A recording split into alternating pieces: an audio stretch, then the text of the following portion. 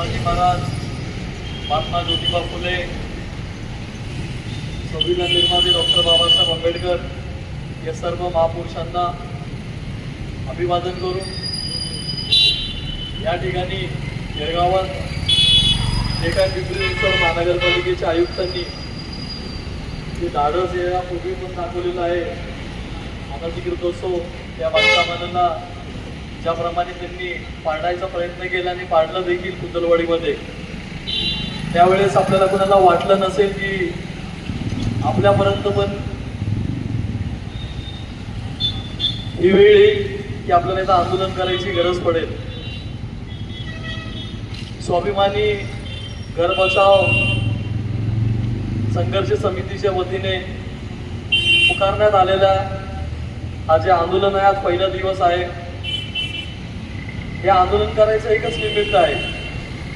घर म्हणल्यानंतर एक सर्वांचा स्वप्न असतो, तो गरीब असो, श्रीमंत असो, मध्यम वर्ग असो, स्वतःच्या पैशाने तो घर बांधतो. बिल्डर जे घर बांधतो तो विकण्यासाठी बांधतो, आणि आपण जे घर बांधले हे आपल्या परिवाराच्या साठी बांधतोय. आपलं कुठंतरी पुढचं जे काळ आहे रिटायरमेंट झाल्यानंतरचा, ते कुठंतरी शांत आणि सुखाने जावा, त्यासाठी आपण घराची निर्मिती करतो. आणि स्वप्न, घराचं स्वप्न सर्वच बघतात आणि बघितलंही पाहिजे. संविधानाने तो आपल्याला अधिकारच दिलेला आहे. ज्या पद्धतीने येळगावात आरक्षण टाकण्यात आलेलं आहे, येळगावातच नव्हे पिंपरी चिंचवड शहरामध्ये, आता माहीत नाही या लोकांनी झोपेत आरक्षण टाकले, काही नशा करून आरक्षण यांनी टाकलेत काही माहीत नाहीये. जिथं गरजा नसताना तिथं दफनभूमी दिलेली आहे, जिथं गरज नसताना तिथं त्यांनी रोड वाइंडिंग करून सोसायटीला नोटिसा देण्यात आलेल्या आहे. आणि जे काय आरक्षण यांनी केले हे सगळं काय बिल्डरसाठी केले, त्यांनी बिल्डर हे राजकीय नेत्यांसाठी यांनी केलेलं आहे. आणि इथले जे स्थानिक आमदार आणि खासदार आहेत यांनी ह्याची नैतिक जबाबदारी होती. हे आरक्षण टाकल्यानंतर यांनी आंदोलन करायला पाहिजे होतं. सत्ता यांची आहे, महायुतीची सत्ता राज्यात आहे आणि केंद्रात आहे. आपण का बरे रद्द करू शकत नाही? मध्यंतरी आपण बघितलं मराठी ते हिंदी सक्तीबद्दलचा GR जे होता त्यांनी माघार घेतला. का बरं माघार घेतला? मराठी माणूस एकत्र आला, एकजुटीने लढला, त्याच्यामुळे त्यांनी माघार घ्यावं लागलं. मग हा जे यांनी सुधारित विकास आराखडा म्हणून यांनी जे काही प्रस्ताव, जे काही यांनी DP ओपिनियन जे घेतलेले आणि जे काही आरक्षण यांनी टाकलंय, यांना हेही परत घ्यावं लागेल. यासाठी सर्वांनी एकत्र आलं पाहिजे. येळगावमध्ये राहणाऱ्या सर्व लोकांनी, माझे बंधू भगिनी जे काही वृद्ध आहेत, सगळ्यांनी, जे ज्येष्ठ लोक आहेत, त्यांनी रस्त्यावर उतरून म्हणजे या गोष्टींचा आपण निषेध तर केलंच पाहिजे. लोकप्रतिनिधींना प्रश्न केले पाहिजे. आपण ज्यावेळेस तुम्हाला मतदान दिले, निवडून आणले, आता तुम्ही खासदार झाले, आमदार झाले, आता काय तुमचे कार्यकर्ते नगरसेवकच्या इलेक्शनला समोर जातील, मग मतं कशी भेटणार तुम्हाला?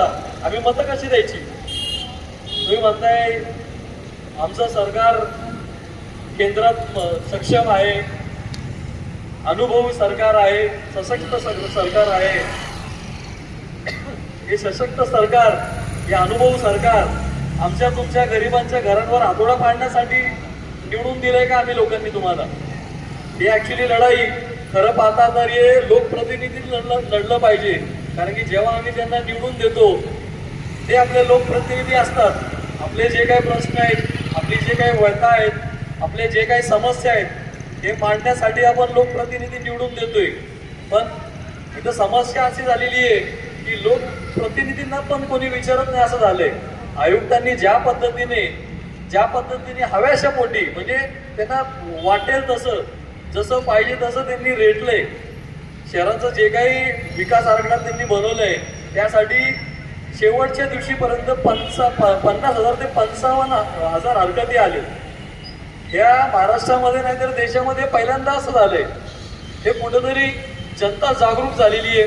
माध्यमामधून जे काही दाखवलं आलंय, वृत्तवाहिनीमध्ये, न्यूजपेपरमध्ये जे काही बातम्या होत्या, लोकांना समजले की जे काय आरक्षण हे महाराष्ट्र शासन असो किंवा महाराष्ट्र शासन पुरस्कृत हे पिंपरी चिंचवड महानगरपालिका असो, हे सुनियोजित आहे. हे फक्त गोरगरिबांसाठी कुठंतरी बेघर करणारा आराखडा आहे. आणि आता जर आपण बघितलं बिल्डरच्या जमिनीवर आरक्षण का बरं नाहीये, मोठा प्रश्न आहे ना. हे बिल्डरांचा फायदा होतोय, राजकीय नेत्यांचा फायदा होतोय आणि शेवटी गरिबांचं नुकसान होतोय. हे आपण कधीच होऊ देणार नाही. यासाठी जे काही लढा आपल्याला द्यायचा असेल आपण लढूया. धनाजी येळकर हे आमचे मित्र, हे नेहमी गोरगरिबांसाठी लढत असतात. मध्यंतरी कुदलवाडीमध्ये जे काही आंदोलन उभं झालं होतं, जे काही आंदोलनामध्ये सहभाग होता, याचं मोठं योगदान होता.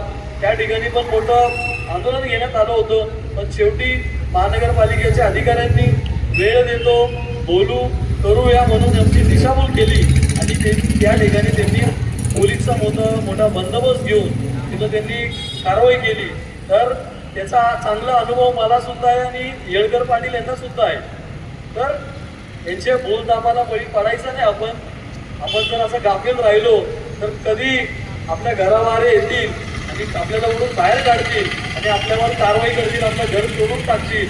यांचा काही भरोसा नाहीये मित्रांनो. आपण सतर्क राहिलं पाहिजे आणि आपण हा आंदोलन हे असंच पद्धतीने सुरू ठेवला पाहिजे. आणि लोकप्रतिनिधी जे आहेत ज्यांना आपण निवडून दिले, मुळात त्यांना आपण प्रश्न केले पाहिजे की बाबा ज्या वेळेस हे घरं अनधिकृत होती, मग आमचे मतं कसे काय अधिकृत झाली तुमच्यासाठी? मतं घेताना तुम्ही का नाही बोलले की तुमची घरं अनधिकृत आहेत, आम्ही तुमची ती समस्या सोडू शकत नाही? आज 7/12वरती आमचे नावं नाही आहेत, आम्ही खरेदी करून घेतलेत. महानगरपालिकेच्या प्लॉटवर आपण काय ताबा नाही मारलाय. खरेदी का होऊन सुद्धा प्राधिकरण नसताना सुद्धा प्राधिकरणाचं नाव आहे, प्राधिकरणाने हँडओव्हर केले महानगरपालिकेला. मग आमचे नावं का बरं येत नाहीये? प्रॉपर्टी कार्डवर आपले नाव आले पाहिजे. जसं का होईना आज जे काही वेळ आपल्यावर आलेली आहे, आपण एकत्र आलोय. आज जर आपण माघारी घेतली तर मग आपण पुढं कधी ही लढाई लढू शकत नाही. आपण आलोय तर आपण एकत्र येऊन हे लढा देऊया.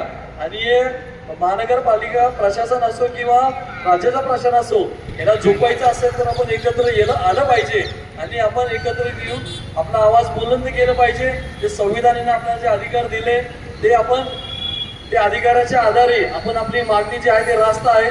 आणि कायद्यामध्ये जे तरतुदी आहेत, आपण जे सिव्हिल ॲडव्होकेट आहेत, सिव्हिल आपले आर्किटेक्ट आहेत, हे कायदेशीर जे तज्ज्ञ आहेत, त्यांचा सल्ला घेऊन आपण कायद्यामध्ये आपल्या कायद्याच्या चौकटीमध्ये आपल्या घरं कशी काय लिगलाइज होऊ शकतात आणि 7/12वर प्रॉपर्टी कार्डवर आपले नावं कशी काय येऊ शकतील याचा आपण प्रयत्न केला पाहिजे. एवढंच बोलून मी इथं थांबतो. लोकशाही युवा फाउंडेशनच्या वतीने, पिंपरी शहर काँग्रेस कमिटी अल्पसंख्याक विभागाच्या वतीने मी शहाबुद्दीन शेख इथं या आंदोलनाला जाहीर पाठिंबा देतोय. फक्त आजच नाही, मी दररोज इथं येईल आणि इथं 2-5 मिनिटं 10-15 मिनिटं माझी जे काही मनोगत असतील, जे काय मला सद्बुद्धी भेटलेली आहे, जे काय मला संविधानाने जे काय नॉलेज मला भेटलंय, जे ज्ञान मला भेटलंय, ते इथं सांगायचा मी प्रयत्न करेन. एवढंच बोलून थांबतो. जय हिंद, जय महाराष्ट्र.